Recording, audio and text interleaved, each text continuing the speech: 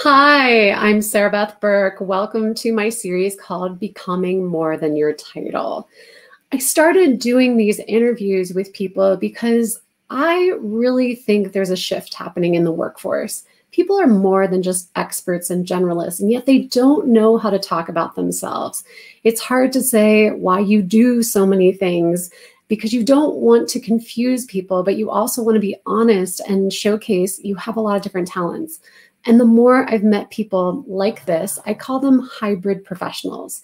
They literally aren't just in that either or space where sometimes you're this and sometimes you're that. A hybrid professional is someone who has multiple professional identities and works at the intersection.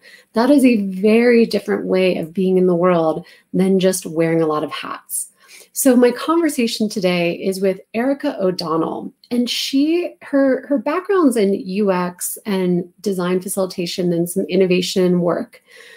But she is so much more than that. And that's what we're going to explore is how do those different sides of her fit together? And she's in a moment in her career where she's ready to kind of find that nexus, that integration point to blend and be sort of the sum of all those parts. And having these conversations allows all of you to hear what it's like for people that are hybrid professionals trying to navigate and sort through the value prop and the clarity and the confusion of what it's like when you're in the intersection and yet words are not enough to explain who you are. So let's bring Erica in to hear her story of how she's figuring out her hybrid professional identity in a workforce that is mostly experts and generalists.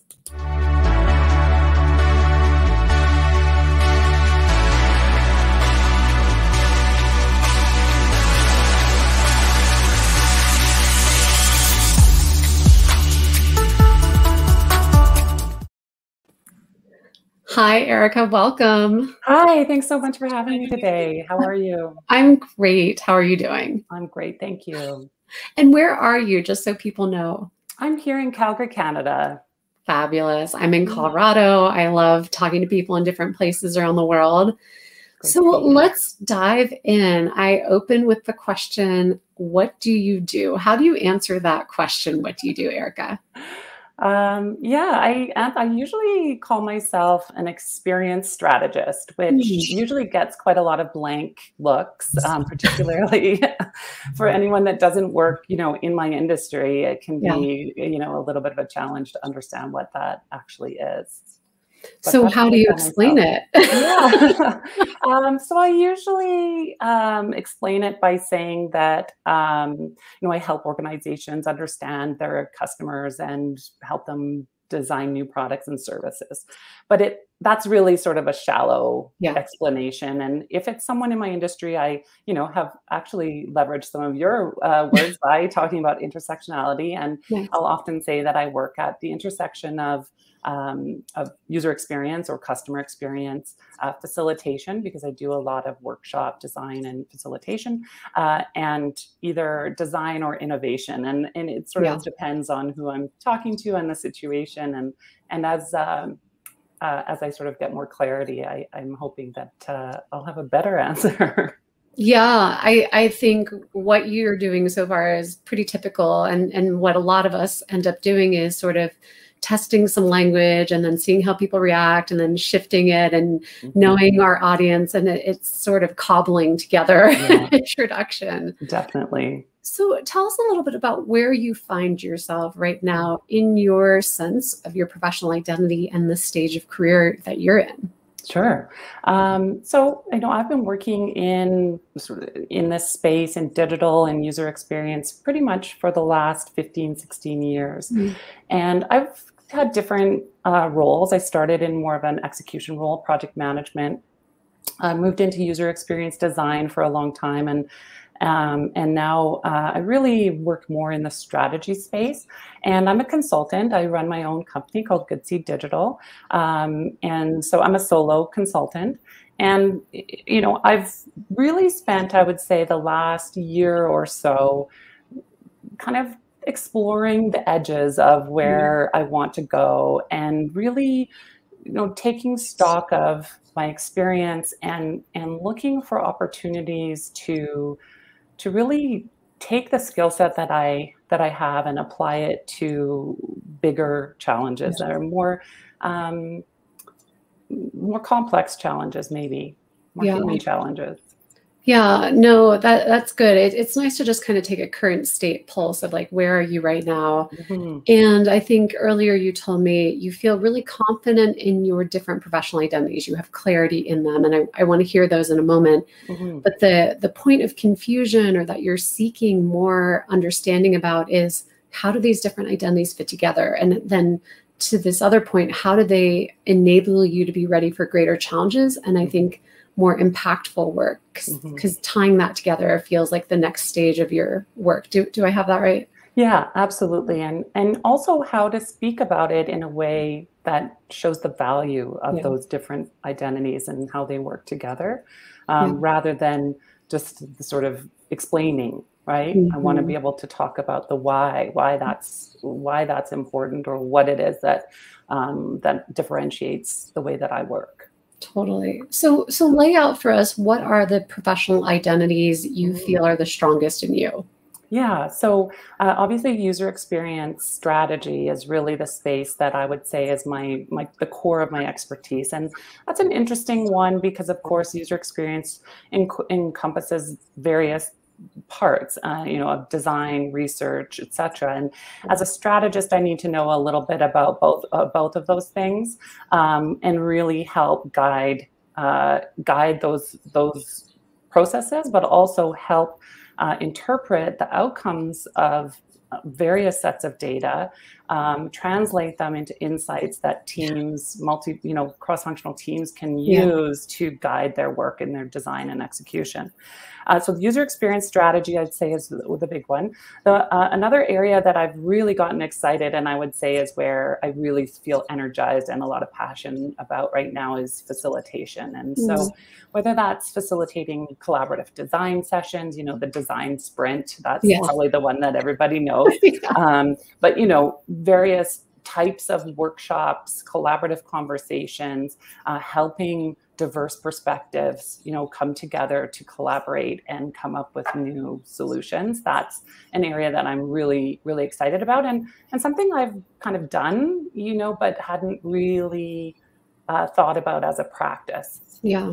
So those two. And then the other lens is sort of this digital innovation space. So a lot of my work is focused on digital. It's not, the sole thing that I do, but because our lives are so digitally enabled right now, it seems to be that when we're executing on products or services, often there's a digital element to that. So I sometimes talk about it as innovation, sometimes as digital.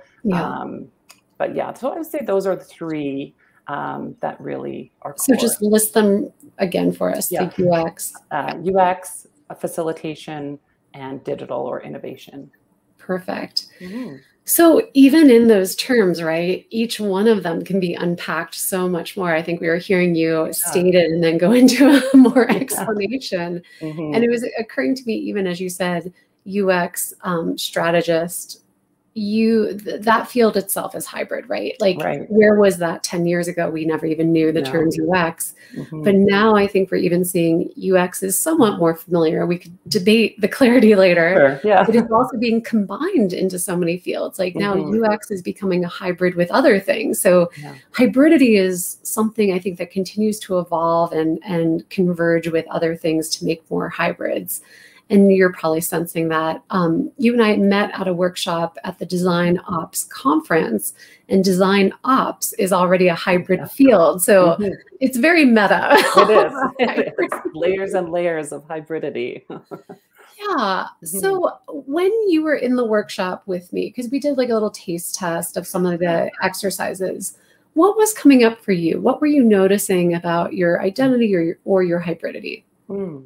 Yeah, I really enjoyed your session. Firstly, I heard your presentation, and I had already signed up for your workshop and was just really excited to have the opportunity to, apply some of the concepts that you were speaking about, because they really resonated for me.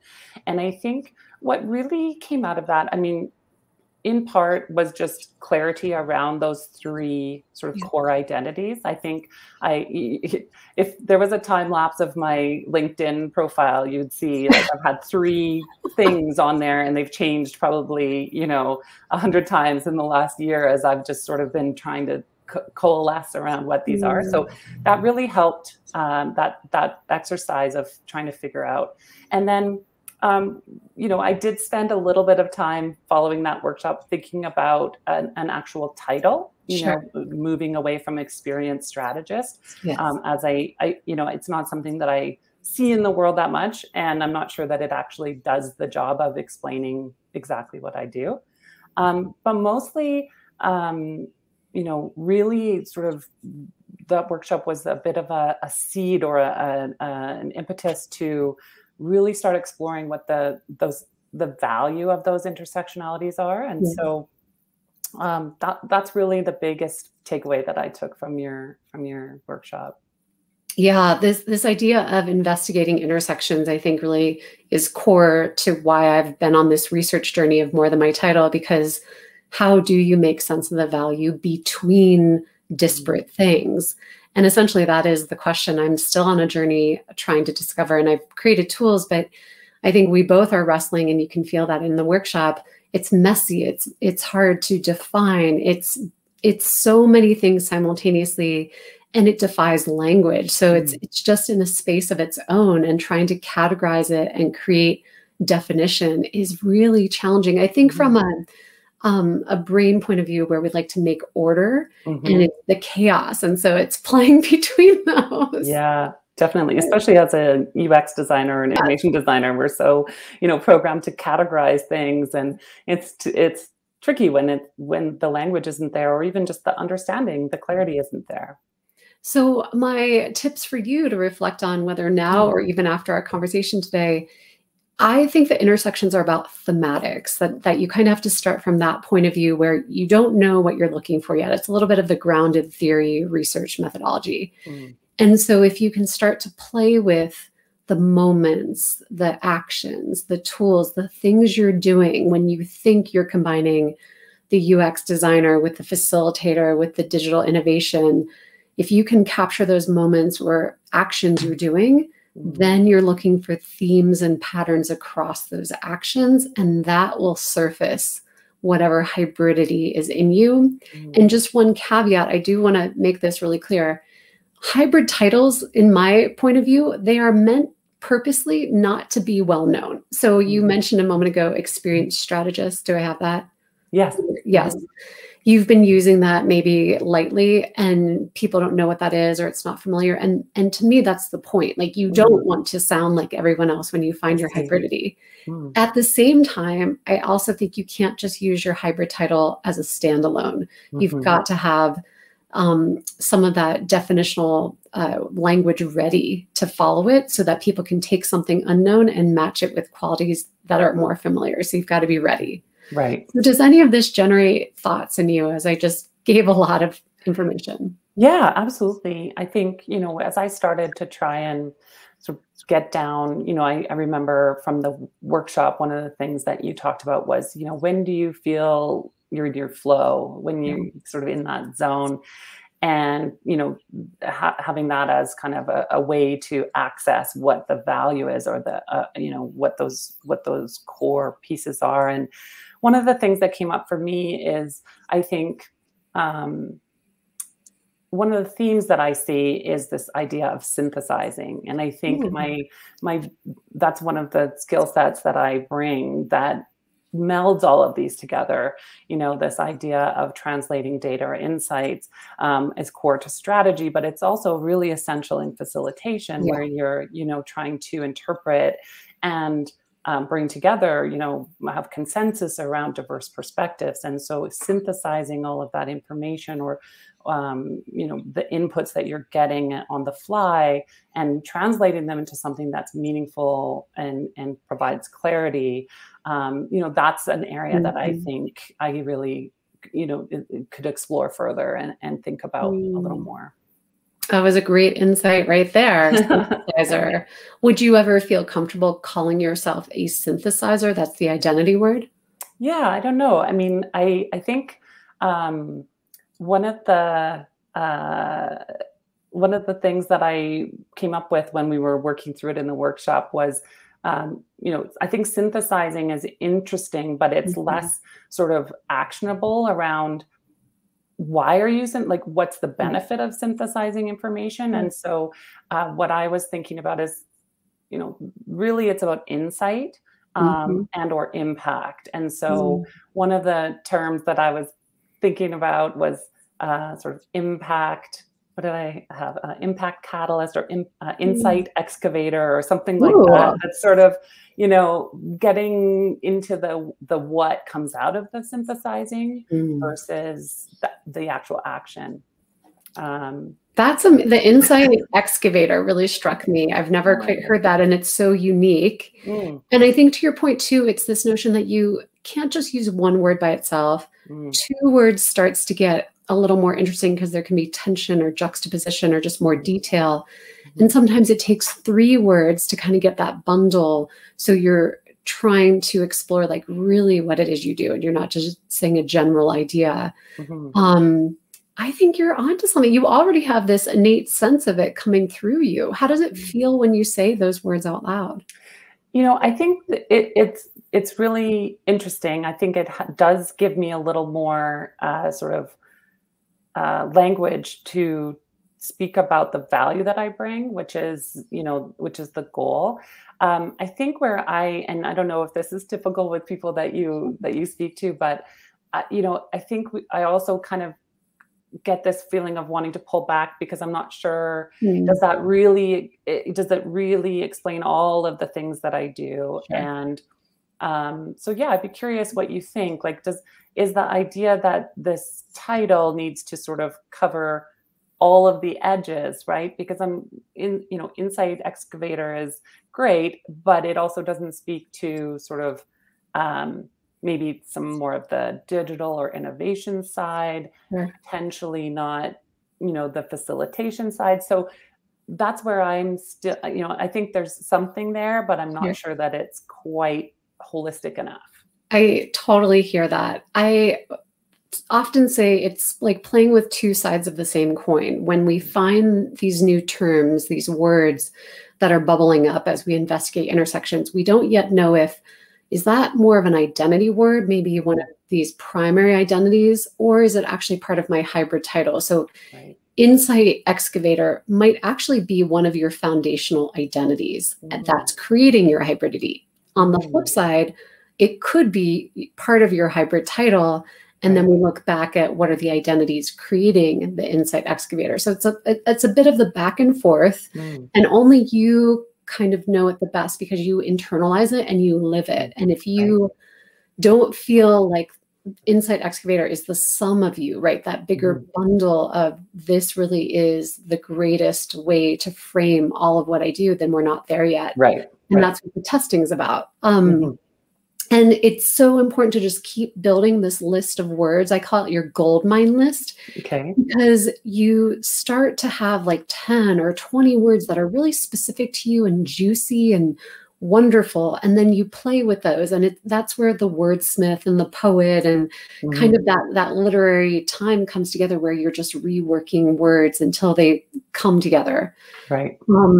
I was working with a woman recently and we knew culture was important to her. We didn't know where that fit. She was a photojournalist and an educator and a mentor. Those were kind of her core. And so we were calling her something like the cultural perspective taker. That's kind of Mhm, where we landed. And she's like, it feels good. I often use a litmus test of on a scale of 1 to 10, where is it? And she's like, it's right. 8. I'm not at a 10 yet. So we're like, okay, cultural perspective taker, maybe that's it. And then we're like, is it perspective giver? Or do we need to shift that? And she's like, it's the word perspective that I'm hung up on. Mm, And then we were with a small group of people all doing this work. And someone's like, well, you're a photojournalist. You take pictures. What if it's a lens? What if you're the lens? mm. And that felt like I can get the chills I even just, saying, yeah, you could see yeah. it. Yeah. She's like, I'm the cultural lens shifter. And that's Mm, more of the summary of who she is, right? And then it really cascaded of why she does photojournalism and education and mentoring, that's the beauty. So these unlocks will come. And I think this back and forth banter and building your keyword list, all are tools to kind of let it marinate a bit. That's great. And I think the other thing that I took from that is that sometimes that, outside perspective, specifically with someone that maybe knows you and professionally and knows, what your skill set is, might help you unlock that a little bit as well. Because you can kind of lose meaning with words as you shift them around over and over. And I feel like that's my job, is to kind of bring people back to center, because they can just start picking words that drift so far. And I'm like, just because you like that word, remember that work we did to couch it in you? Like, does that word connect? But I think I have seen value in sharing this with people that know you well, whether it's a friend or a confidant or a colleague, but then also people that are in my sphere of other hybrid professionals that have learned these tools and are sort of primed to be the right mirrors and say, Erica, I'm hearing this word. And we all are like playing with words with you. So join. I will invite you. We do some jam sessions, and I'm happy to bring you in, and we can I'd love to do that. Thank you. Thanks. That'd be fun. I know, all these tricks up my sleeve. That's great. So coming back to you though, I think we discussed earlier too, this idea of integration. It's one of the cornerstones of the research, right? If you're a hybrid, you're integrating identities so that you're not separating or being either or. And then I also heard you explain to me prior that you are at a moment in your career where you're like, I do what I do to pay bills, but I also want to have more purpose and impact. And it's not about adding more to your plate. It's not about having more side jobs and things. It's how can these things weave together? So tell me more about what you're thinking and what that means, and how integration is a factor. I'd love to just hear your thoughts. Sure. Yeah. As we said before, just before the pandemic, I was planning on taking a sabbatical to do a little bit of this excavation work of, taking stock and looking at where I'm at with my career. I have a young daughter who's now started school full time. I feel like I have a little more space in my mind to, to think about the next evolution in my career. And I think also just looking at, where we're at coming through this time, seeing that I want to, really recognizing that I want to spend my time and my energy and apply my skill set in ways that are meaningful to me and that help to improve our communities. And because part of my skill set is around facilitation, bringing together diverse perspectives, and seeing such division in our society, I think that's really an area where I feel I would like to find opportunities to apply the skills that I do have, and trying to kind of narrow in on what that really means. It's easy to say you want to have impact or make the world a better place, or these trite kind of statements, but digging into that to say, what does that actually look like, and where are the spaces that I feel I can make the most impact, but also that I'm truly passionate about, and integrating those into my work. As you said, it's easy. I do a lot of volunteer work. I'm on boards. I do that kind of work, but I'd love to have that sort of purpose integrated into my professional life in a greater way. Well, I feel that is a story I've hear many people talk about, and it seems to evolve as we grow and age and get more career experiences too, where we're suddenly filled with all of these skills and abilities, and then it's like, okay, but now let's intentionally use them, and what kind of good do we want to leave, or lasting legacy. And so what I want you to play with, if you do a Venn diagram, is these aspirational qualities, right? Like, what do you want more of, or what are you leaning into next?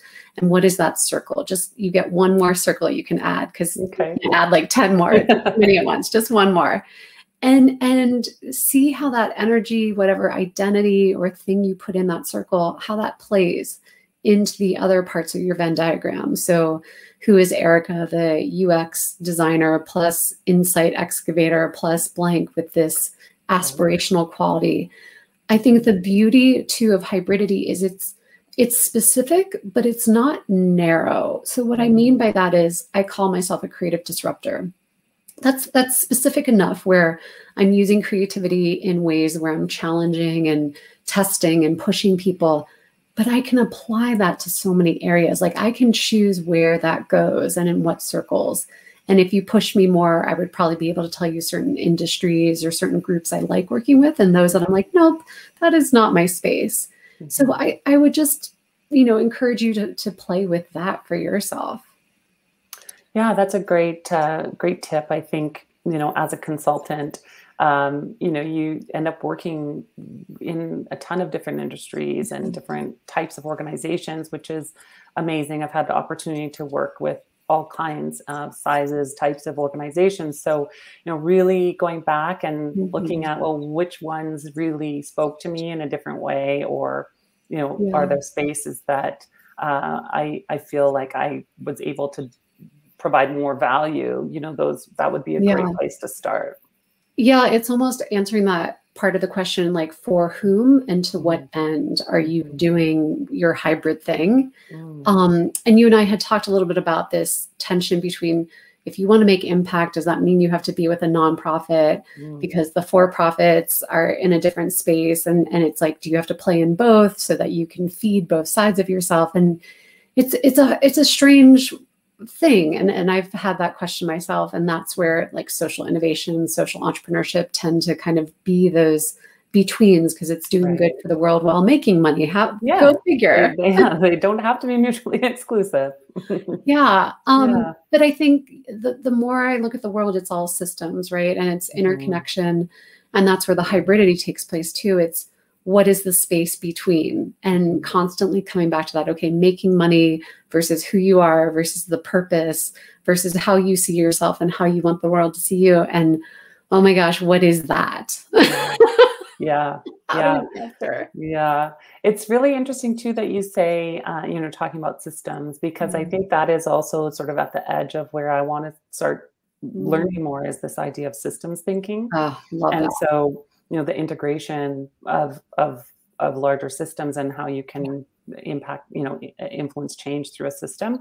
So it's interesting. It's all meta. It's so meta. You and I should talk more about this later, because I think if I was to evolve my hybrid title, which I keep wondering about, the systems thinking part of me would definitely be more present, because that's something I do a lot of, and I don't talk about it as openly as maybe I need to. And I think systems and systems of systems, even higher up, is just a really complex way of thinking. And that's what excites me. So yeah, I'm right there with you on systems. Interesting. I think we're starting to run out of time for today. And I've just learned so much about you, and we've explored a lot of your own hybridity and just the thanks for being so playful. If people want to reach out to you, tell us where they can find you. Probably my LinkedIn is the best. Also, my website, goodseeddigital.com. Feel free to reach out. I love meeting new people and having conversations. So. Yeah, I think we heard a lot of the value between the things you do, whether it was explicitly said today, but you have this synthesizer quality and the Insight Excavator and the UX and the digital transformation. And you're definitely quite capable. So people should reach out to you with questions or potential ideas. And others that are hybrid professionals, please follow me at More Than My Title on social media, or come to my website, More Than My Title, to get resources, handouts. And I've got a workshop coming up in October to do some of the things Eric and I were talking about here, looking at your intersections, investigating identities, making sense of your hybridity to find the value and showcase that to the world. So this has been a huge pleasure. I really loved hearing your stories, Erica. Thank you so much. Thank you so much for having me and for your insight and expertise. I really appreciate it. Absolutely. I hope we get to talk again soon. Absolutely. Take care. Bye. Bye.